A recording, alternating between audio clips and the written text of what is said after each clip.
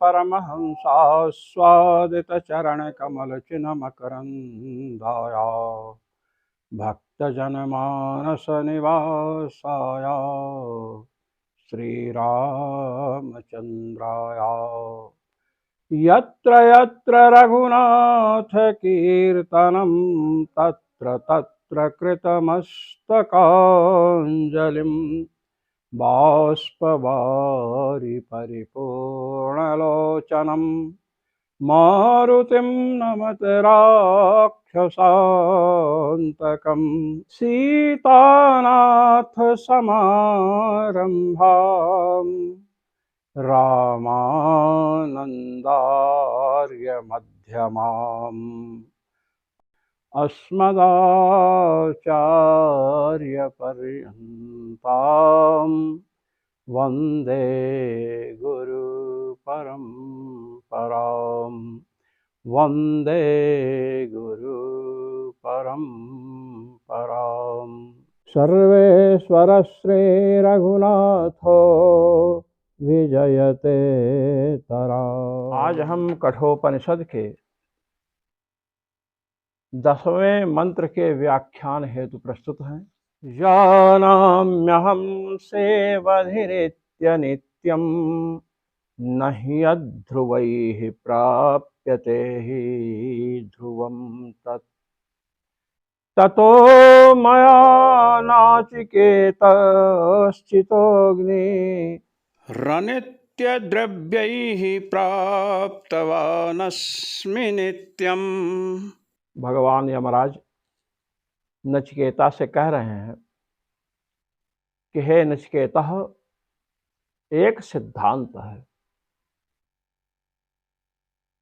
कि जो अनित्य वस्तुएं हैं, अनित्य साधन हैं, उन अनित्य साधनों से नित्य वस्तु की प्राप्ति नहीं होती है। नहीं अध्रुवैः प्राप्यते हि ध्रुवम तत्। ध्रुव कहते हैं स्थिर को। अध्रुव माने जो स्थिर नहीं है, क्षणभंगुर हैं, नश्वर हैं, आज हैं कल नहीं है। ऐसे साधनों से ध्रुवम, जो स्थिर तत्व है, अविनाशी तत्व है, कूटस्थ परमात्मा है, उसकी प्राप्ति नहीं हो सकती है। कर्म के द्वारा हम अपनी चेष्टा के द्वारा खेती करते हैं, कृषि करते हैं। तो जैसे हमारा कर्म, कृषि करना रूपी जो कर्म है, व्यापार है, वह अनित्य है, ऐसे ही हमारे कर्म के द्वारा प्राप्त होने वाला फल, खेत से फल, गेहूं, जौ, तिल इत्यादि प्राप्त करते हैं, वह भी अनित्य है। और जैसे हमारे व्यापार से कृष्यादि जन्य फल अनित्य हैं, ऐसे ही यागादि रूप व्यापार से उत्पन्न होने वाला जो स्वर्ग रूपी फल है, वह भी अनित्य है। यथेह कर्मचितो लोकः क्षीयते। जैसे कर्म के द्वारा जन्य लौकिक फल नष्ट होता है, ऐसे ही यागादि कर्मों से जायमान स्वर्गलोक भी क्या है? अनित्य है। और यागादि साधनों से, तपश्चर्या से, तपह रूपी कर्म हो, चाहे यागाख्य कर्म हो, कोई भी कर्म हो, दान, अध्ययन, व्रत आदि जो भी कर्म हैं, इन कर्मों के द्वारा परमात्मा रूपी स्थिर फल नहीं प्राप्त किया जा सकता है। नहीं अध्रुवैः प्राप्यते हि ध्रुवम तत्। तो चाहे तपस्या हो, चाहे दान हो, चाहे व्रत हो, चाहे यज्ञ हो, ये जो अनित्य साधन हैं, इन साधनों के द्वारा नित्य परमात्मा रूपी फल की प्राप्ति हम नहीं कर सकते हैं। नचिकेता ने कहा, कुबेर जी की निधि है, जो खजाना है, वो तो अपार है।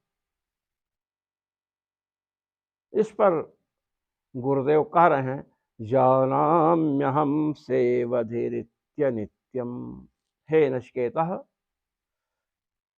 अनित्य कर्मों के द्वारा प्राप्त होने वाला जो भी फल है, सेवधि कहते हैं निधि को, खजाने को, चाहे कुबेर का खजाना हो, चाहे कुबेर से अधिक किसी का उत्कृष्ट खजाना हो, वो सब क्या है? अनित्य है। जब श्री हनुमान जी महाराज लंका पहुंचे और रावण की समृद्धि को देखा, तो उन्होंने कहा कि रावण की जो समृद्धि है, जो यहाँ निधियां रखी हैं, जो रत्न रखे हैं,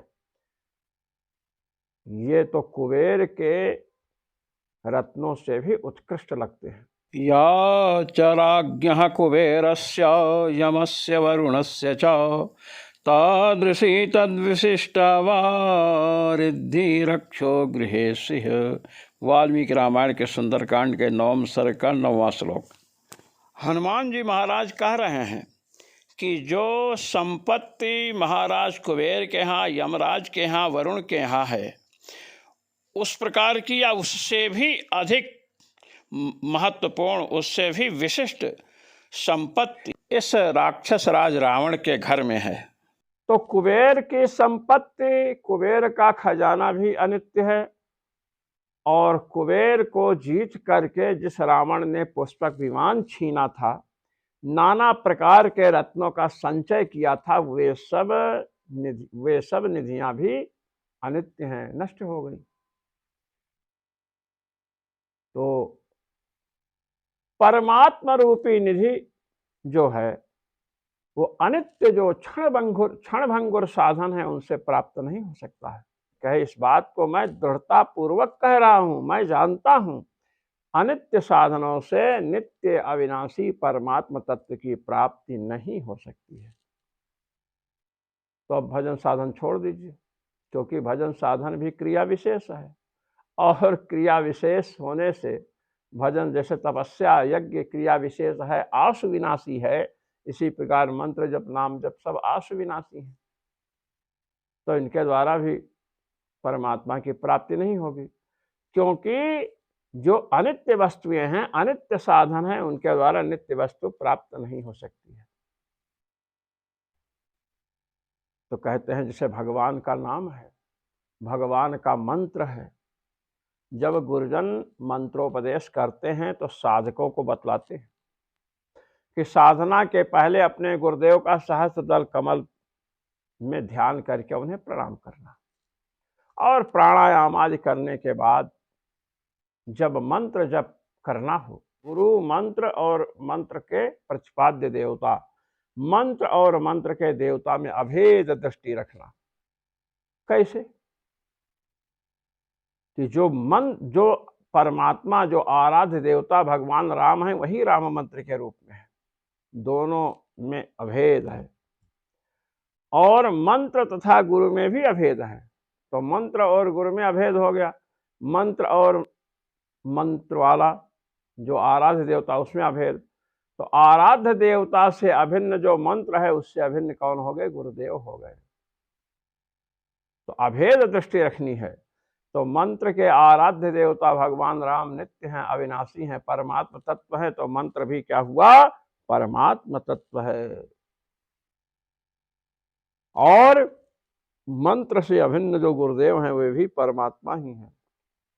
गुरुर्ब्रह्मा गुरुर्विष्णुर् गुरुर्देवो महेश्वरः गुरुः साक्षात् परब्रह्म तस्मै श्री गुरवे नमः। गुरुदेव को परब्रह्म की भावना रखने को कहा गया। परब्रह्म जैसे नित्य है, ऐसे ही गुरु पदार्थ भी नित्य पदार्थ है। गुरु में मनुष्य बुद्धि नहीं रखनी चाहिए। भगवत प्राप्ति के विरोधियों की जहां पर चर्चा की गई, तो वहां पर गुरु में मनुष्यादि बुद्धि करना भी भगवत प्राप्ति का विरोधी है। देह में आत्मबुद्धि करना भगवत प्राप्ति का विरोधी है। अनात्मन्यात्म बुद्धिस्तु, अनात्मा जो आत्मा से भिन्न शरीर है, इंद्रियां हैं, मकान है, दुकान है, इसमें आत्मबुद्धि करना। अनात्मन्यात्म बुद्धिस्तु स्वात्म से मालिकत्व भावना। अपने को मालिक समझना। मालिक कब समझेंगे अपने को? जब अपने को शरीर समझेंगे। जब शरीर में देहाध्यास होगा तो हम अपने को मालिक समझेंगे। स्वात्म शेषित्व भावना भगवद्दास्य वै मुख्यम तदाज्ञोल्लंघनम। तथा भगवान की दासता से विमुख होना और भगवान के जो प्यारे भक्त हैं उनकी आज्ञा का उल्लंघन करना। वे कहते हैं भजन साधन करो, नाम जप करो, मंत्र जप करो, भगवान की सतत स्मृति में लगे रहो। हम उनकी आज्ञा का उल्लंघन कर रहे हैं, पालन ही नहीं कर रहे हैं। मर्त्य सामान्य भावेन गुरुवादो नाति गौरवम। गुरुजन जो है मर्त्य सामान्य भावेना, जैसे एक मरण धर्मा प्राणी है, मलमूत्र का त्याग करने वाला प्राणी है, ऐसे ही हमारे गुरु जी भी हैं। ये बुद्धि रखना भगवत प्राप्ति की विरोधिनी ये बुद्धि है, भगवत प्राप्ति का विरोधी है यह विचार। मर्त्य सामान्य भावेन गुरुवादौ नाति गौरवम। गुरु जी को एक सामान्य मरण धर्मा मनुष्य समझना, ऐसा समझने वाले को भगवत प्राप्ति नहीं हो सकती है। इसलिए यहां पर कह रहे हैं कि मंत्र के जो आराध्य प्रतिपाद्य देवता हैं उनसे मंत्र को अभिन्न समझो, नाम को अभिन्न समझो, और नाम या मंत्र से अभिन्न गुरु जी हैं। गुरु साक्षात् परब्रह्म तस्मै श्री गुरवे नमः। भगवत प्राप्ति का सबसे बड़ा बाधक यह भी है कि हम गुरु जी को सामान्य मनुष्य समझ बैठे हैं। आचार्यं मां विजानीयात् नावमन्येत कर्हिचित्। भगवान ने श्री सुदामा जी से कहा कि आचार्यम माम विजानीयात, आचार्य को, गुरु को मेरा स्वरूप समझे, अभिन्न बुद्धि होनी चाहिए। नावमन्येत कर्हिचित्, कभी उनका अपमान न करे। गुरु का अपमान क्या है? उनकी आज्ञा का उल्लंघन कर दो। अपमान के कई प्रकार हैं, टाल दिए। जिस दिन गुरु जी से मिलने गए, दर्शन करने गए, उस दिन मंत्र जब पूरा कर लिए। प्रतिदिन नहीं कर रहे हैं, पूछे मंत्र जब करते हो? हाँ करते हैं, क्योंकि उस दिन तो किए ही है। गुरु से कपट नहीं होना चाहिए। तो इष्ट देवता में, उनके प्रतिपादक मंत्र में और मंत्र प्रदाता गुरु में अभिन्न बुद्धि होनी चाहिए। अब बुद्धि का ही तो सब कमाल है। तो भजन साधन देखने में तो नश्वर है, किंतु हमने परमात्मा को और मंत्र को अभिन्न समझा है। परमात्मा में जो शक्ति है वही शक्ति मंत्र में है। परमात्मा में नित्यत्व है, वही नित्यत्व मंत्र में है। कंठ तालवादि अभिघात से मंत्र प्रकट होता है, भगवान नाम प्रकट होता है। और गुरुदेव में भी वही बुद्धि रखनी चाहिए। पर ब्रह्म जैसे नित्य हमारे गुरुदेव नित्य हैं। इस प्रकार की भावना रख करके जब साधना करेंगे तो महाराज साधक को निर्देश सिद्ध महापुरुषों के द्वारा प्राप्त होंगे। कहीं कोई गड़बड़ी होगी उसमें गुरुदेव सुधार करेंगे। तो कहते हैं कि ये मत समझ लेना कि भजन साधन भी याग आदि व्यापार के समान अनित्य है, क्षणभंगुर है, इसलिए उससे ध्रुव परमात्मा की प्राप्ति नहीं होगी। हमारे यहाँ शास्त्रों में परमात्मा बुद्धि रखने को कहा गया। मंत्र में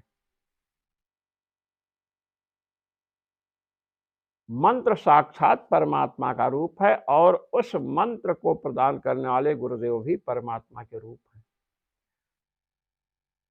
और गुरु परमात्मा के रूप हैं। और परमात्मा क्या है? अविनाशी वारे अयमात्मा। परमात्मा अविनाशी हैं, इसलिए मंत्र या नाम जो भी है ये अविनाशी परमात्मा से अभिन्न होने के कारण अविनाशी है। जैसे भगवान कृपा करके दर्शन देते हैं, वैसे ही गुरुजनों की जिस पर कृपा होती है उसके जिह्वा से नाम का उच्चारण होता है, मंत्र का उच्चारण होता है, उसकी शास्त्रों में प्रवृत्ति होती है, महापुरुषों के चरणों में निष्ठा होती है।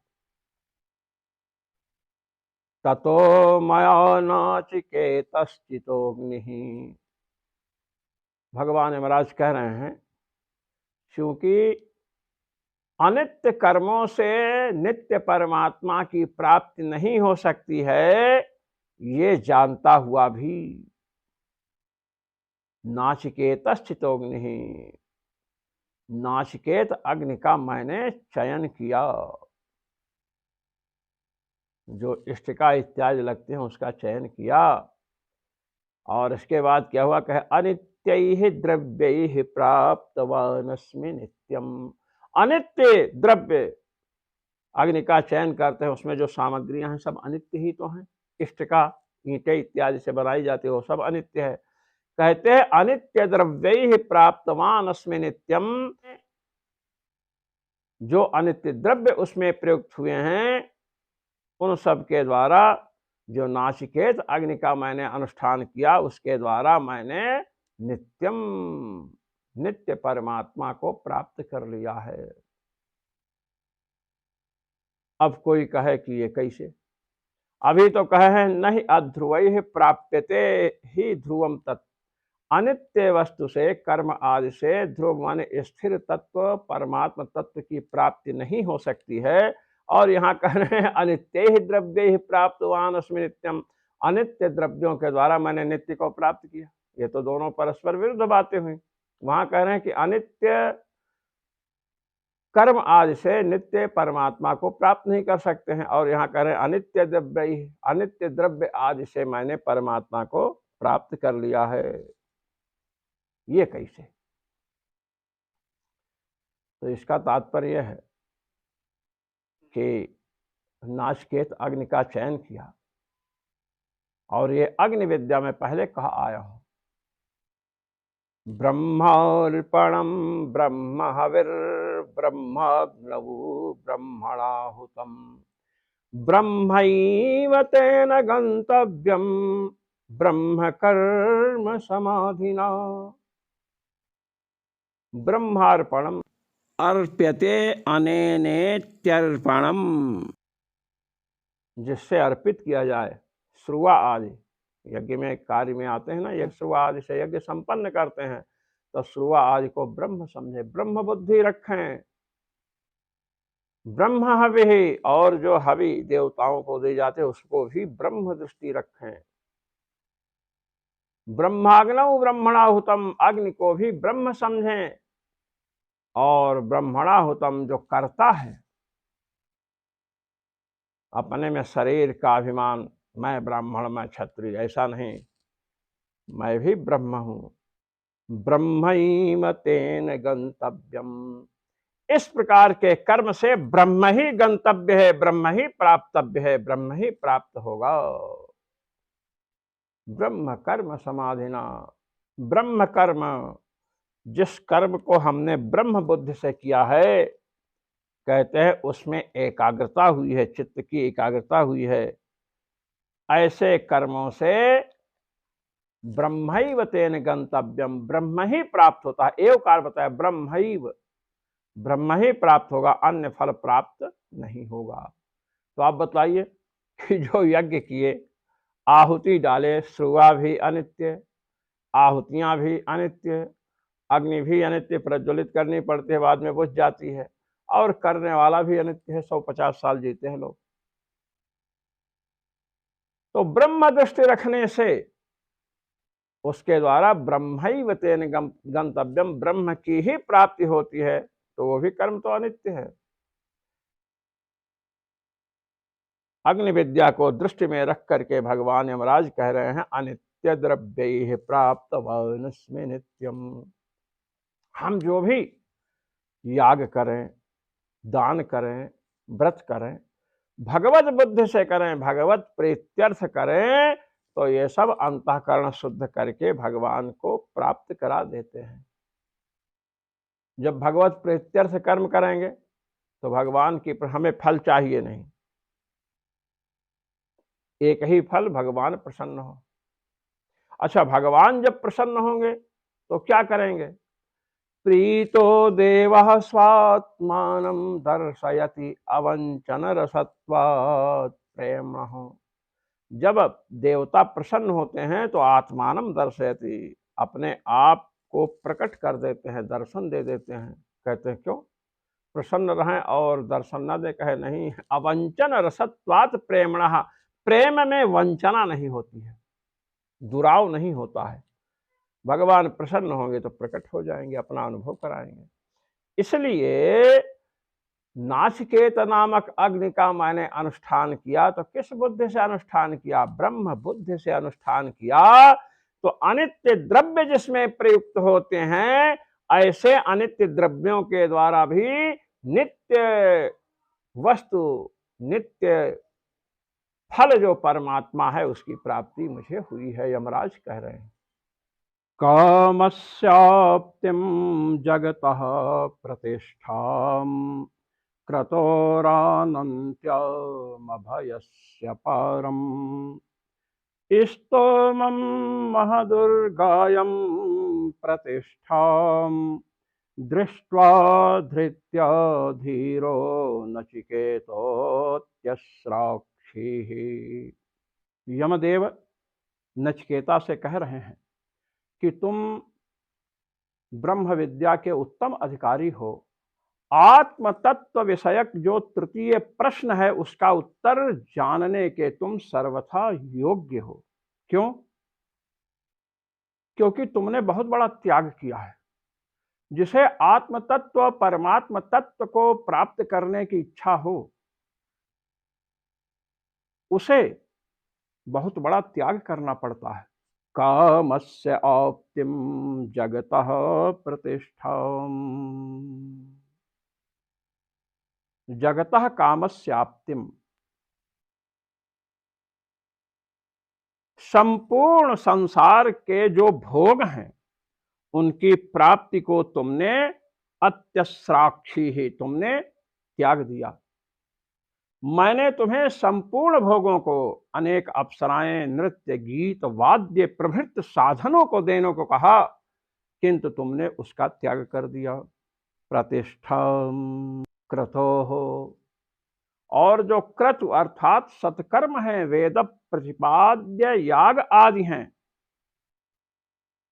उनकी प्रतिष्ठा अर्थात उनका जो फल है, क्या है?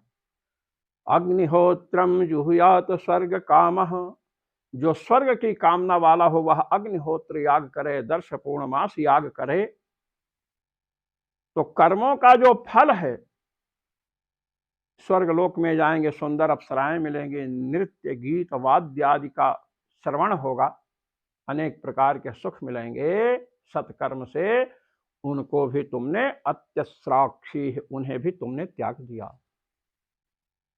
क्यों त्यागा? कहते हैं अनंत्यम अभयस्य परम, तुमने यह समझ लिया कि जो मोक्ष फल है, परमात्म साक्षात्कार रूपी जो मोक्षात्मक फल है, वह अनंत है, अंतरहित है, अविनाशी है। अभयस्य परम, तो मोक्ष का फल कौन है? भगवान। अभयस्य परम, और अभय के तट हैं। मोक्ष भगवान की प्राप्ति होने पर होता है, इसलिए अभयस्य परम, मोक्ष के तट हैं। जैसे हम नदी के तट को प्राप्त करते हैं, नदी का तट, जब नदी के उस पार पहुंचेंगे तभी ना नदी का दूसरा तट मिलेगा।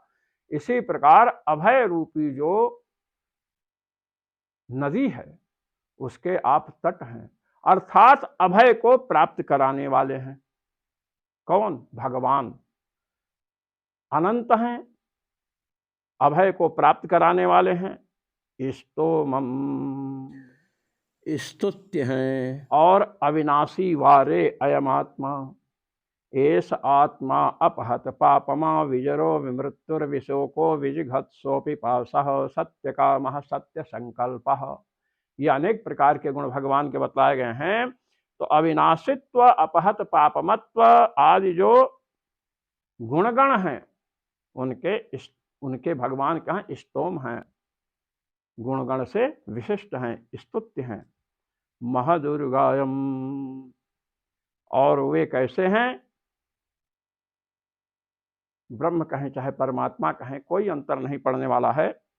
महदुर्गायम, महद्भिः ब्रह्मादिभिः उरु बहुधा गीयते, असौ महदुर्गायः तम महदुर्गायम। ब्रह्मा आदि भगवान का सतत कीर्तन करते हैं, चिंतन करते हैं, उनके गुणों का गान करते हैं। ऐसे परमात्मा को दृष्टवा, ऐसे परमात्मा रूपी फल का विचार तुमने किया कि यही अविनाशी फल है, अनंत्यम अनंत्य, स्वार्थ में से प्रत्यय हुआ अनंत हैं, अभयस्य पारम, मोक्ष को देने वाले हैं, और स्तोमम स्तुत्य हैं। दूसरी बात यह है, पूर्णतया प्रतिपादन करने में अशक्य हैं। कोई भी, चाहे भगवान वेद हो, चाहे अन्य शास्त्र हो, चाहे अन्य महात्मा गण हो, ये पूर्णतया भगवान का प्रतिपादन नहीं कर सकते हैं। ये नहीं कह सकते हैं इद मिथ्यम कही जाए न सोई, परमात्मा इतना ही है, ये नहीं कह सकते हैं। और ब्रह्मादि के द्वारा अनेक प्रकार से गीयमान हैं। ऐसे भगवान को दृष्टिया मन विचार करके कि अविनाशी तत्व है परमात्मा तत्व, ऐसा विचार करके तुमने, और कैसे प्रतिष्ठाम, और महाराज जितने मुक्त लोग हैं उनके आश्रय हैं, और संपूर्ण जगत की प्रतिष्ठा हैं, संपूर्ण जगत के आधार हैं। ऐसे परमात्मा रूपी फल का तुमने विचार किया।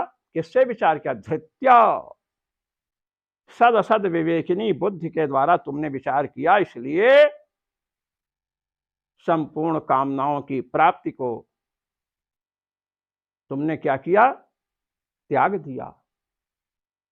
और जो यज्ञ आदि कर्म हैं, उनके जो फल हैं, उनसे भी तुमने मन हटा लिया, उनका भी त्याग कर दिया। इसलिए तुम धन्य हो। तुम ही केवल भगवान का साक्षात्कार करोगे ऐसी बात नहीं है, और भी बहुत लोगों ने किया है। तम दुर्दर्शम गूढ़मनु प्रविष्टम गुहाहितम गहवरेष्ठम पुराणम अध्यात्मयोगाधिगमेन देवं मत्वा धीरो हर्षशोकौ जहति। वे भगवान कैसे हैं? दुर्दर्शम, चक्षुरादि इंद्रियों से उन्हें देख नहीं सकते।